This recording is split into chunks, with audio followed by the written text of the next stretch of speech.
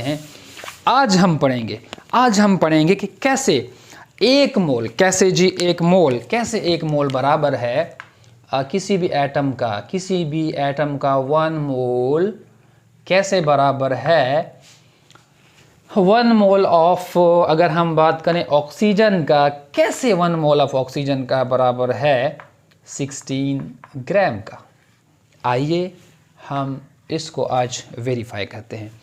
तो आपको पता है सबसे पहले तो आप 1 मोल के अंदर ऑक्सीजन के एटम कितने होंगे वो आपको निकालने पड़ेंगे। तो सबसे पहले आप 1 मोल के अंदर अगर ऑक्सीजन के एटम निकालना चाहते हैं तो आपको पता है 1 मोल में ऑक्सीजन के जो एटम होते हैं दैट इज 6.02 इंटू 10⁻23 एटम्स होते हैं। एक वैल्यू आपके पास ये आ गई। दूसरा आपने देखना है कि ऑक्सीजन का एटॉमिक मास कितना है। ऑक्सीजन का एटॉमिक मास कितना है, क्योंकि हम उसी एटॉमिक मास को ग्राम में लिखते हैं और फिर उसको 1 मोल बनाते हैं। ठीक है जी। तो ऑक्सीजन का जो एटॉमिक मास है आपको पता है, तो दूसरी चीज़ हमारे पास ऑक्सीजन की एटॉमिक मास होना चाहिए। तो ऑक्सीजन का एटॉमिक मास कितना है जी, आपको पता है 16 AMU होता है। ठीक है जी। तो आपको एक और चीज़ की भी ज़रूरत पड़ेगी कि आपको 1 AMU की वैल्यू का भी पता होना चाहिए, 1 AMU। तो यहाँ पे लिखेंगे 1 AMU की वैल्यू का भी आपको पता होना चाहिए, जो कि कितना है 1.67 इंटू 10⁻⁻23 ग्राम, -24 ग्राम। तो अब ये 3 वैल्यू आपके पास आ गई। तो अब आप इन 3 वैल्यू को आप मल्टीप्लाई करेंगे। तो आप सबसे पहले 16 को रखें, उसके बाद मल्टीप्लाई करें, दैट इज़ क्योंकि 16 जो है 16 उसका एटॉमिक मास है, यानी उसमें कितने AMU होते हैं 16 AMU। तो 1 AMU कितने के बराबर होता है उसकी वैल्यू आप लिख लेंगे 1.67 इंटू 10⁻⁻24 लिखेंगे। साथ में क्या लिखेंगे जी, 1 मोल जो आपने लिया है उसमें ऑक्सीजन के एटम कितने हैं, वो तो इतने हैं 6.02 इंटू 10⁻23।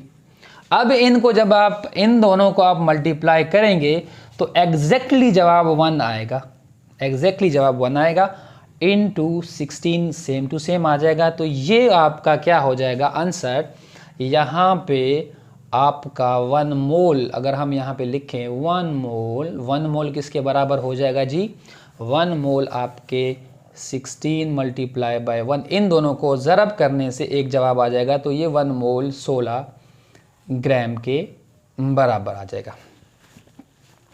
यहाँ पे आप ये चेक करेंगे कि हमने सारी वैल्यू, ये देखें, ये 1 AMU को भी हमने ग्राम में कन्वर्ट किया है। एटॉमिक मास चूंकि AMU में था, हमने क्या किया, उसको भी ग्राम में चेंज कर दिया। उसको हमने, आपको पता है 16 AMU थे, तो 16 को हमने 1 AMU को ग्राम में चेंज करके उसके साथ मल्टीप्लिकेशन करके टोटल जो एक मॉलिक्यूल 1 मोल के अंदर जो ऑक्सीजन के पार्टिकल्स थे वो भी मैंने यहाँ पे लिख दिए। तो अब हमने इसको क्या किया, सिंप्लीफाई करने के बाद हमें क्या पता चला कि 1 मोल ऑफ ऑक्सीजन जो है वो कितने के बराबर होता है 16 ग्राम के। इसी तरह आप जो है आप क्या कर सकते हैं, आप नाइट्रोजन का भी मालूम कर सकते हैं, आप हाइड्रोजन का भी मालूम कर सकते हैं। आप अगर हाइड्रोजन का 1 मोल निकालेंगे, 1 मोल ऑफ हाइड्रोजन आप निकालना चाहते हैं, तो यहाँ पे आपको पता है 1 मोल में तो इतने पार्टिकल्स तो होंगे, सब में होते हैं। एटॉमिक मास यहाँ पे आपने चेंज करके क्या लगा देना है, अब यहाँ पे आपने एटॉमिक मास चेंज करके 1 AMU लगा देना है। ठीक है जी, 1 AMU लगा देना है। ठीक है जी, क्योंकि हाइड्रोजन का एटॉमिक मास 1 AMU है, तो यहाँ पे 1 AMU कितने के बराबर होगा, तो 1 की ही बराबर होगा जी। ठीक है जी, आपको पता है। अब हम 1 मोल किसका निकालने जा रहे हैं, हम 1 मोल निकालने जा रहे हैं, 1 मोल जी किसका निकालने जा रहे हैं, हाइड्रोजन का, हाइड्रोजन एटम का। क्या आएगा जी, आप देखें। सबसे पहले हम आपको पता है कि उसमें एटॉमिक मास को ग्राम में चेंज करेंगे। उसका जो एटॉमिक मास है हाइड्रोजन का वो है 1 AMU, और 1 AMU तो 1.67 × 10 पावर उसके बराबर है, तो हम इसमें 1 लिखेंगे क्योंकि 1 AMU है, मल्टीप्लाई बाय 1.67 × 10 पावर -24 ग्राम नहीं लिखेंगे क्योंकि हम इक्वेशन हल कर रहे हैं। ठीक है जी। साथ में कितने एटम होते हैं 1 मोल के अंदर? ये होते हैं 6.02 × 10 पावर 23। अब आप इन दोनों को जब मल्टीप्लाई करेंगे तो आंसर 1 आएगा। 1 × 1 क्या हो जाएगा? दैट इज इक्वल टू 1 ग्राम। तो हाइड्रोजन का 1 मोल, हाइड्रोजन का जो 1 मोल है, 1 मोल एटम का किसके बराबर हो गया? 1 ग्राम के बराबर हो गया। ठीक है जी।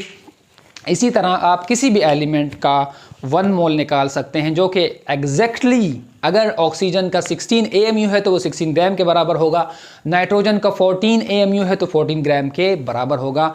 और आपको अगर ये वीडियो पसंद आई है तो प्लीज़ मेरे चैनल को सब्सक्राइब ज़रूर कीजिएगा।